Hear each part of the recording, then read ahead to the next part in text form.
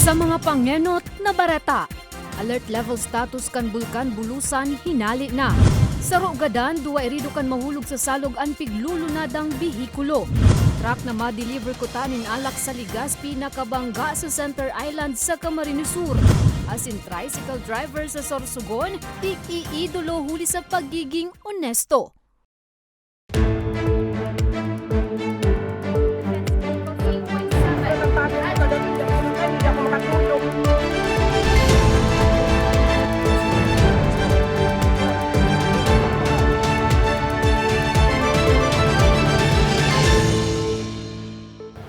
Maray na hapon, Huwebes, Enero 19, taong 2023. Kunin ang mga baretang Tatak Bicol. Madadangugman ang mga baretang ini sa 88.7 Radyo Uragon Catanduanes sa 90.7 Radyo Uragon Legazpi. Alert level status kan Bulkan Bulusan sa Sorsogon, hinali na kan Fivox. Uyaan detalye. Dagos nang hinali kan Fivox ang alert status kan Bulkan Bulusan sa Sorsogon, inihuli kan nanotara na pagbaba sa aktibidad kan bulkan. Sa bulletin na pigpaluwas kan Fivox kasudma. Gikan sa alert level 1, ibinaba na ini sa alert level 0. Maawot sabihon na sa normal na ining estado. Sigun sa Fivox, buminaba na sa baseline levels ang mga pagyugo sa bulkan. Inipon pa sa primerong simana kan nakaaging Disyembre. Mantang 274 tonelada na sanaan pigluluwas ka ining sulfur dioxide. Harayo sa uring binuga kaini na uminabot sa 462 tonelada, Oktubre kan nakaaging taon. Para naman po sa status ng datos ng mga continuous GPS measurement and field monitoring natin, nagpapakita po ng short-term deflation ang general southern edifice po ng Bulusan-Butino simula August 2022. Bukod pa po rito, kung titignan natin yung long-term na data ng GPS, pinapakita nito na yung movement na to ay maaaring maugnay sa tectonic processes. Sa ibong kainipig, papatanidan pa man giraray ang lambang lokal na gobyerno. Maginan mga ordinaryong namamanuaan sa lugar na maigot man giraray na ipinagbabawal ang paglaog sa 4-kilometer radius permanent danger zone. Ulita posible pa man giraray ang mga biglaang phreatic eruption. Pagrasay nin mga gapo asin landslide sa palibot kan Bulusan. Ang phreatic eruption po kasi ma'am, isa yan sa pinakamahirap po na hulihin na klase ng eruption. Kaya naman mariin namin na pinapaalalahanan po ang mga communities na nakapalibot sa Bulkan Bulusan na wag na lang po pumasok ng 4-kilometer permanent danger zone. Nagpagirumduman ng Fivox sa Civil Aviation Authorities na patanidan man giraray ang mga piloto na ibitaran ang pagpalayog harani sa summit kan bulkan. Magin ang mga nakaistar sa pamitisan kan Bulusan asin harani sa salog. Maigot man giraray na pigpapagirumdum na maging rigmat hulita iyaon permian posibilidad na magkalahar. Urog na ngunya na may mga pag-uuran na namamatean.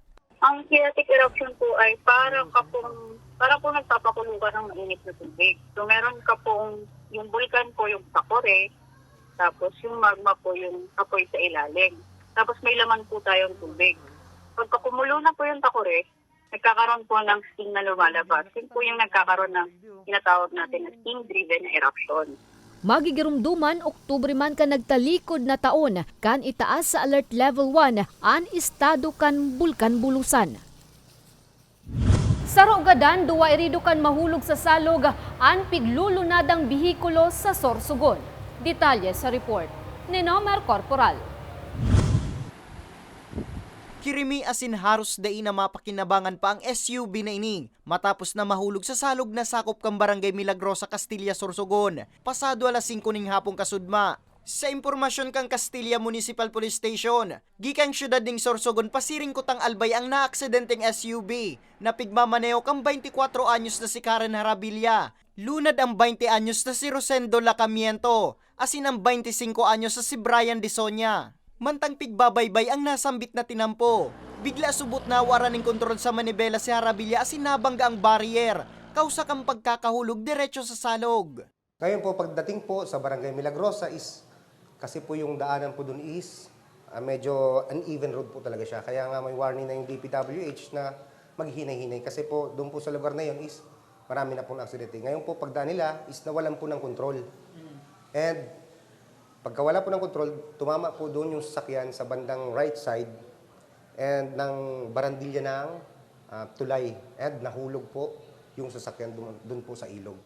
Mauran kan mangyari ang aksidente. Sigun kay Agarap, naidaraman tulo sa ospital ang mga biktima. Alagad binawian man sa naning buhay si Disonia. Hindi po namin sinasabing killing road to, pero marami po na aksidente, and sa amin po, sa bilang PNP, ayaw po namin na ganitong nangyayari. Hindi po namin kagustuhan na magresponde, hindi naman po namin sa ayaw namin magresponde, pero ganito po, pangit po yung nagiging resulta ng aksidente. Sigun kay Edgar Ardales Jr. kang Castilla MDR Remo, bako na bago sa indang siring na aksidente, partikularmente sa nasambit na tinampo. Accident-prone area kayang lugar. Dakol na po sa areang ito. Oh. Talagang saro po ito sa accident-prone area. Digdi po sa highway kang Castilla, nasakop kang Castilla. Maski po kamo sir, or kung sisay man ng mga motorista try po nindo mag-drive dyan, garupig kakabig talaga po ang manibela. So delikado po ini sa mga motorista na bako taga digdi sa Sorsogon, yung mga stranger. So mga baguan na maagi lang, delikado hunong po talaga.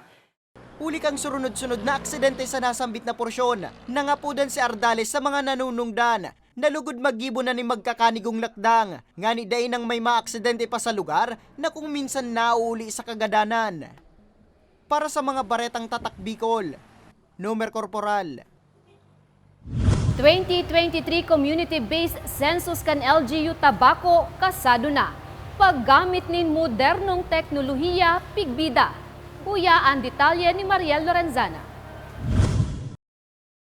Handang-handa na para sa 2023 census ang LGU Tabaco. Lunes, ngunya na simana kan i-turnover sa Community-Based Monitoring System o CBMS office ang 70 unit nin tablet na gagamiton kan 70 man na enumerators na designado sa syudad. Sigun sa Focal Person 2023 census, obheto ka nasambit na proyekto na mapadali asin mapakaskas ang trabaho kan mga enumerators. Imbes kaya na mano-mano, magamit na nin tablet asin sarong application o app na i-install mismo sa mga ini. Si ining staff ko, gigibong ko sindang mga field supervisor.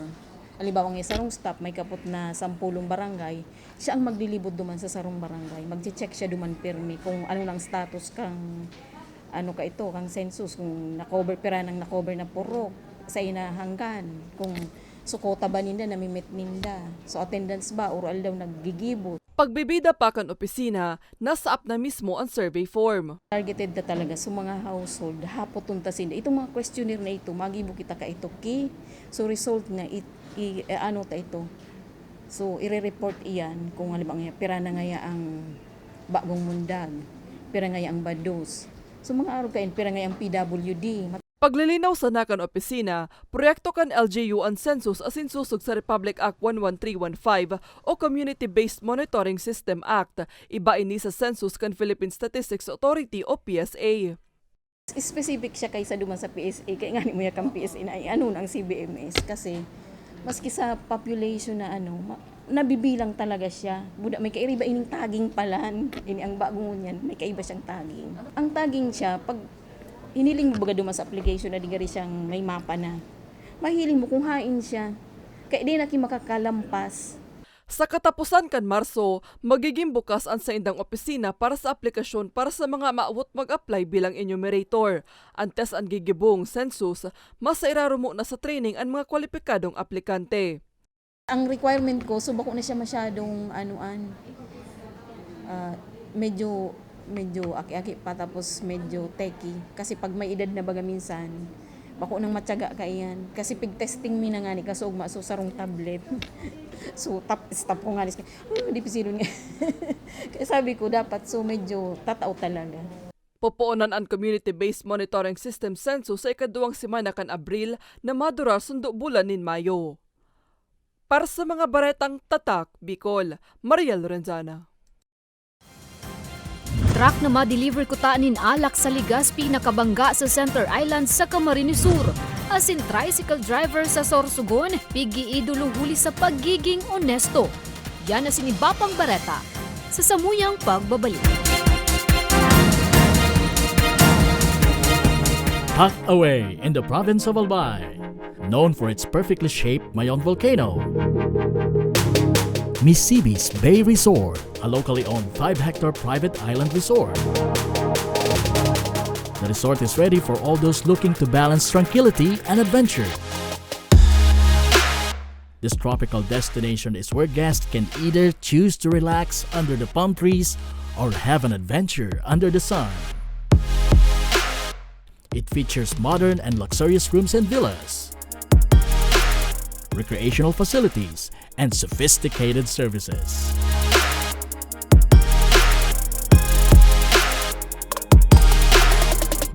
Come and experience Mississippi's Bay Resort, your tropical island getaway.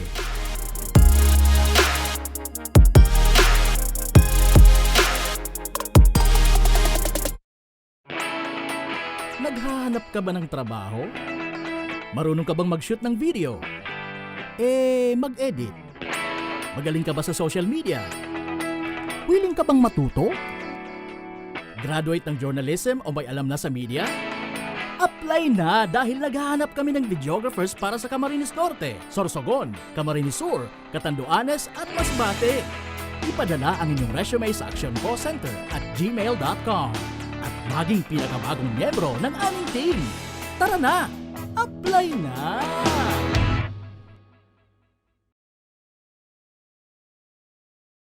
Sa imong ka nagpapadagos na pandemya, daima nag-uuntok sa pagriparo ang satuyang satiring partido, ang Ako Bicol Party List, yaon pirmi sa pagpadangat kan mga kasaraditan, sa tabang kan manto ni ina, ano man na panahon, hain ka man sa kabikulan. Viva la Virgen! Viva Nuestra Señora de Peña Francia!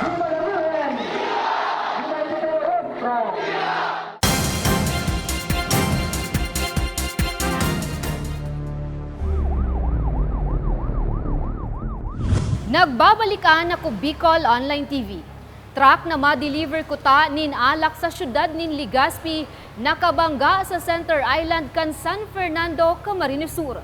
Detalye sa report ni Maria Lorenzana. Nagkausanin paramihan tras nagubot sa trapiko ang mga nagkuriyat na alak sa Barangay Bonifacio, San Fernando, Camarines Sur matapos na aksidenteng makabangga sa Center Island kan nasabing lugar ang truck na may karga kaini alas 4 kasubagong aga. Susog sa investigasyon kan San Fernando Municipal Police Station, gikan Laguna, pasiring kutang syudad ng Legazpi ang 21 anyo sa driver kan truck na si Raymark Lieva, residente kan Sipocot, Camarines Sur, nga ni i-deliver ang mga pangarga kaining alak alagad pag-abot sa lugar kan pinangyarihan, dahil subot na reparo ni Lieva ang Center Island na nauli sa nasabing aksidente. Kasi sa pagbangga niya po, nagdradrat ko siya lalo, nagrampa siya din sa Center Island na to, nagaging kausap para mag-arantal si dardarahan niya yung mga goods kung sa inugo ng mga reduce there.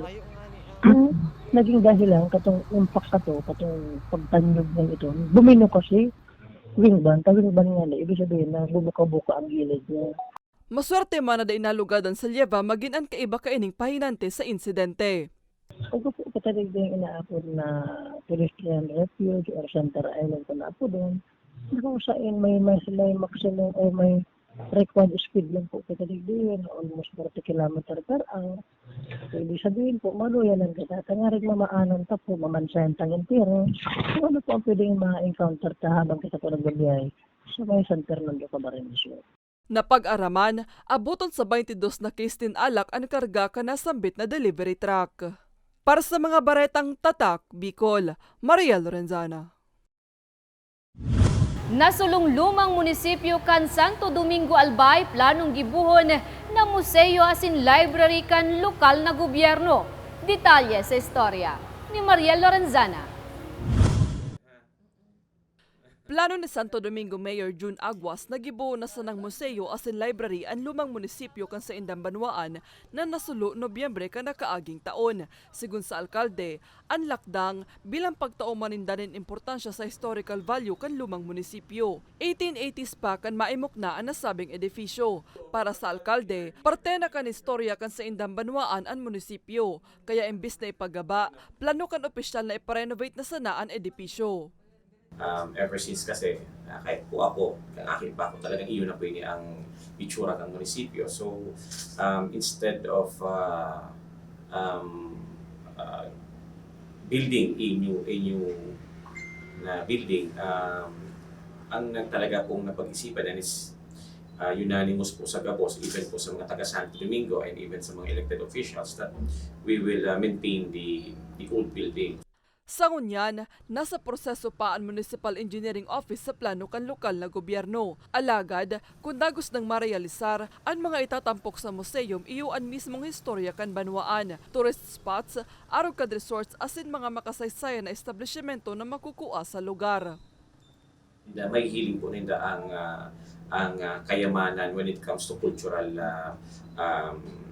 traditions po kang mga Domingueño. So, ini po magiging venue na po kung saan po pwedeng dumanong ka mga estudyante, kang mga bisita, tangani po makapag-research or maraman po nila ang history po kan Santo Domingo. Apero sa museum, magkakaigwaman din panibagong municipal library ang Santo Domingo na makukuaman sa lumang munisipyo. Bubugtakan ininin man lain-lain na genres kan libro na pwede sir makapukaw sa interes o rugnakan mga estudyante.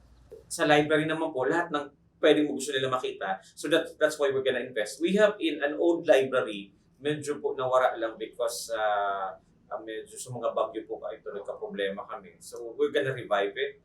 So gabos na books tumaniwag na sa aming ginalay. Of course, so gabos mo po na pwedeng makipuan ng mga akil ano sa nag-aaradal, ikaka-admit po dyan. That they can use it. May budget naman para sa nasabing proyekto. Alagad, may mga proseso pa subuot na kaipuan ikomple antes na punan ang konstruksyon. Para sa mga baretang Tatak, Bicol, Mariel Lorenzana. Tricycle driver sa Sorsogon, pigahangaan hulikan sa iyang pagiging onesto. Bistuhon tayan sa istorya ni Nomer Corporal. Pigahangaan ngunyan kang netizen, ang pagiging honesto kan tricycle driver na si Charlie Olaso kang barangay Kabarbuhan, Bacon, Sorsogon City. Ang labi 34,000 pesos kayang nawalat kang sa iyang pasaherong si Rohay Malagindab. Ibinalik niya ning mayong pagduwa-duwa. Istorya ni Olaso. Suminakay si Lagindab sa barangay Balogo asin buminaba sa sentro kan Sorsogon kan may masakay ng panibagong pasahero. Sa kanya daan nakilingan ang nawaltak na pitaka ni Lagindab asin tulos na pig-turnover sa opisina kang seguridad, kaayusan, katrangkiluan asin kauswagan o SK3. Dara-dara siyang arong puting na siguro napalingaw siya, bugtakan niya sa tricycle ko. Kaya ko man tulog siya napansin, so niya, hiling ko sa pasayro ko, nahiling ko man ito diretsyo na nawalit niya. Pero aram ko sa iya ito nawalit kasi kapot-kapot niya ito kang pagsakay niya palang sa kuya. Sigun pa kay Olaso, maski dipisil ang buhay, daing naglaog sa isip niyang sa diriyon ang kwartang enot na enot bako man sa iya. Ano man ito ba, lahat ito sa akon, siyempre uli ko. Ang kwarta baga madali yung hanapon, ang karma mapagalon mawara. Naisip ito na iuli, di ako nagduwa-duwang iuli ito. Siyempre, konsensya ko man ka ito, pag-defitin uli. Marauton magkaong kiday mong pinagalan. Sa tabang kang CCTV camera na nakataltag sa syudad, tulos man na nasusugninda ang tagsadiri kang kwarta. Mismong ang pamayo kang SK3, hinangaan ang pagiging honesto ni Tatay Charlie. Ina po tabi, panawagan natin sa publiko, lalo na po sa mga tricycle driver na pag may nabibili ng mga gamit sa sendong mga tricycle, mas marapat po tabi na ibalik yan kasi baliktad doon talagang sitwasyon.